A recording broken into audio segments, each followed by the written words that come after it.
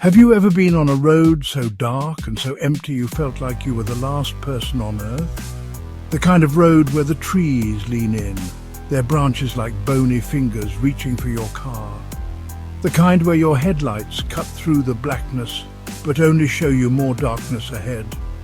People say you should never stop on roads like these. They say strange things happen out here, far from the city lights.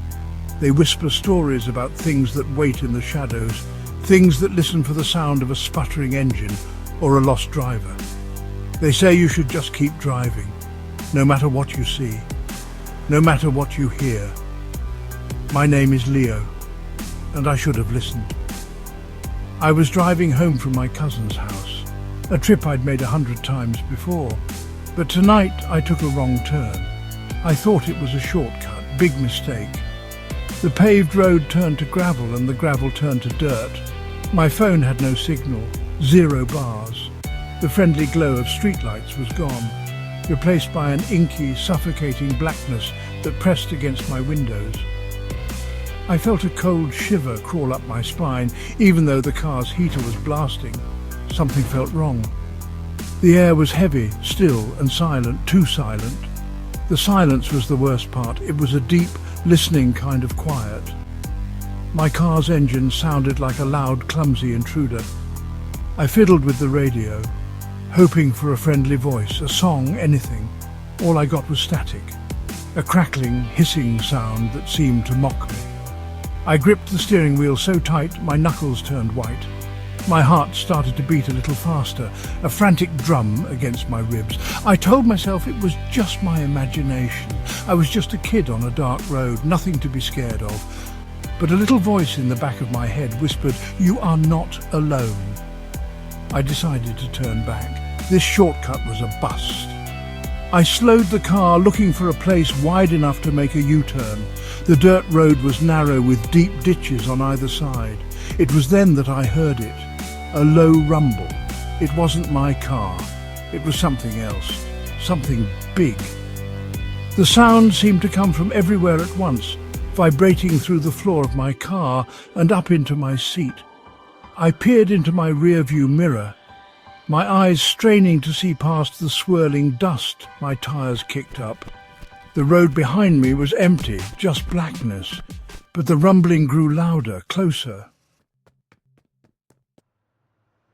At first it was just a flicker, 2 tiny pinpricks of light in the distance far behind me.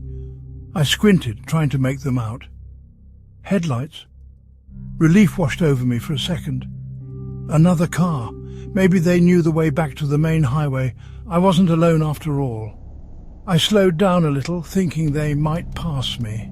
But the lights didn't get closer in a normal way. They seemed to jump forward, growing brighter and bigger with impossible speed. The low rumble I'd heard before was now a deep, angry growl that shook my entire car. It was a truck, a very, very big truck. It was an old rig, a monster of rust and metal that looked like it had been dragged from a junkyard. Its paint was chipped and peeling, revealing patches of angry red rust underneath. A massive, twisted grille on the front looked like a set of jagged teeth grinning at me in the dark. The strangest part was the cab. The windows were completely blacked out. I couldn't see a driver, not even a shadow or a silhouette. It was as if the truck was driving itself.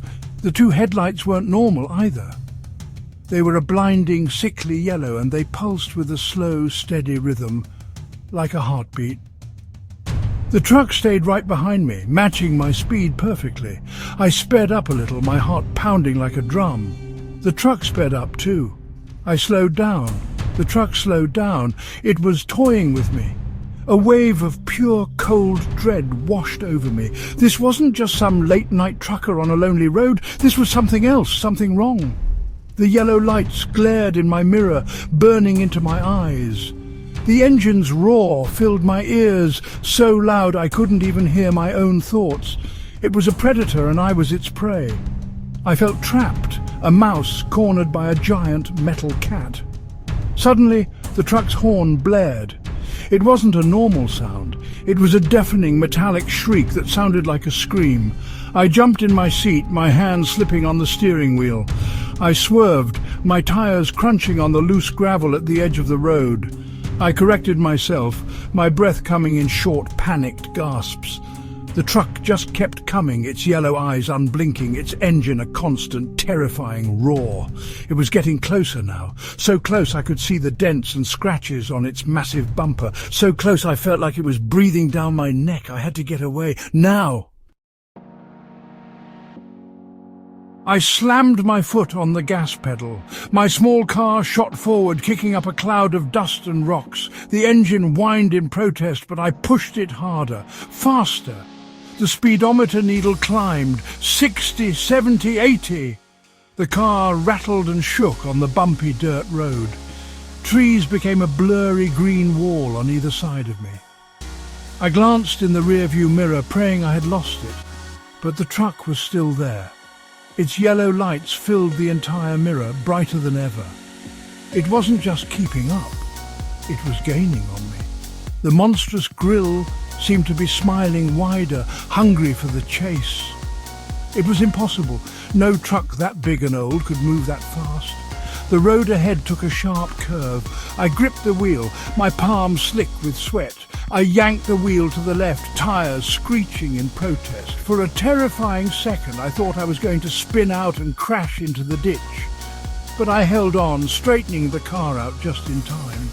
I risked another look back. The truck took the curve without even slowing down. It tilted at a crazy angle, its huge tires lifting off the ground, but it never lost control. It was like the laws of physics didn't apply to it. It just kept coming, a relentless metal beast that wanted only one thing, me. Then things got weirder. The truck vanished. 1 second its blinding lights were filling my mirror, and the next, nothing, just darkness. I blinked. Did I imagine it? Was it gone? A tiny spark of hope ignited in my chest. Maybe it gave up. Maybe it turned off onto some hidden side road. I slowed down, my ears straining. The roar of its engine was gone.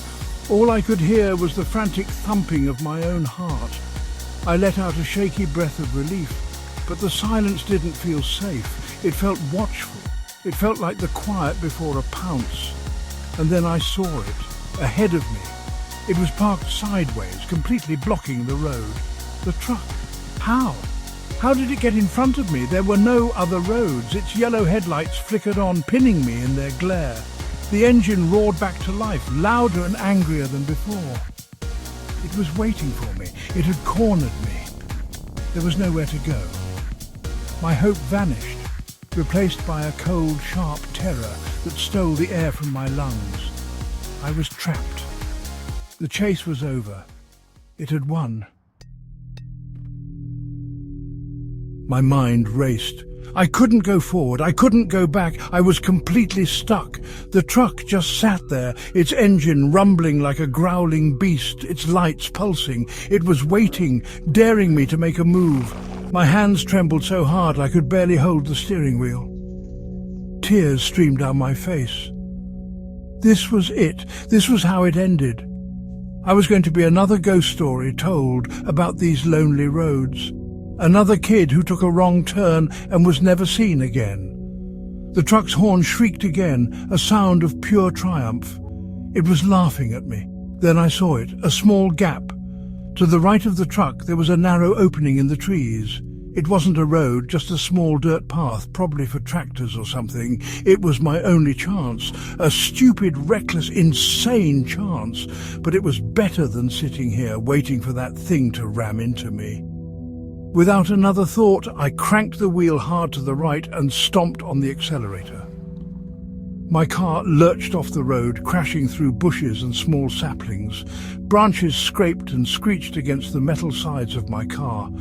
It was a bumpy, violent ride, but I was moving. I was getting away.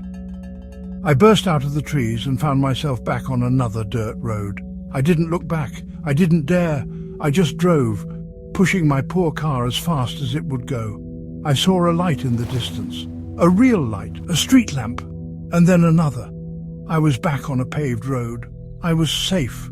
I drove for another 10 minutes, my body shaking with leftover adrenaline, until I finally pulled into a brightly lit 24-hour gas station. I stumbled out of my car, my legs feeling like jelly. The attendant gave me a funny look. My car was covered in scratches, mud and leaves. He walked over, a concerned look on his face. "You okay, kid? Looks like you had a rough night." I just nodded, unable to speak. He looked at my car, then his eyes widened as he pointed to the back bumper. "What happened here?" he asked. I turned and looked. My heart stopped. There, hooked onto my rear bumper, dangling by a rusty chain, was an old, faded license plate. It was bent and covered in dirt, but I could still read the letters. It said, "You are next." The truck wasn't gone, it hadn't lost me, it had just let me go, for now.